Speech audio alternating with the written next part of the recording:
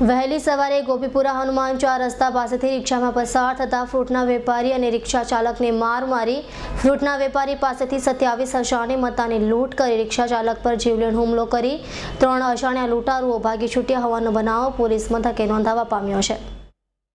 વહેલી સવારે નાનપુરા માછીવાડ ખાતેથી રિક્ષામાં બેસી ફ્રૂટ માર્કેટે જઈ રહેલા ફ્રૂટના વેપારી સાથે અન્ય 3 ઇસમો પણ રિક્ષામાં બેઠા હતા અને રિક્ષા ગોપીપુરા હનુમાન ચાર રસ્તા પાસે સુમસામ રસ્તે પહોંચી હતી ત્યારે 3 અજાણ્યાઓ રિક્ષામાંથી ઉતરી ગયા હતા અને ફ્રૂટના વેપારીને માર મારી તેના ખિસ્સામાંથી રોકડા રૂપિયા 27,000ની લૂંટ કરી હતી। જ્યારે વેપારીને બચાવવા ગયેલા રિક્ષા ચાલક પર પણ અજાણ્યાઓએ હિંસક હુમલો કર્યો હતો।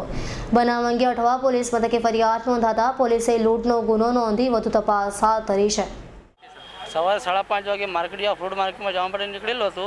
3 જણા મહિલા બોલે અમે માછીવાડ 4 રસ્તા પર એટલે અમને ફ્રૂટ માર્કેટ જવાનું છે બોલે તો કે ભાઈ કીધું બેસી જાઓ બોલે તો પછી હનુમાન ચાર રસ્તા પાસે સુનો રસ્તો હતો તો ઊભો કર્યો પણ અમને અહીંયા ઉતારી દે પછી ઊભો કર્યો ને પછી દરવાજો ખોલ્યો 30 રૂપિયા આપે છે ભાડો પછી એ ભાડા માટે બહાર નીકળેલો બહાર ખેંચીને એ લોકોને પકડીને મારી લીધો।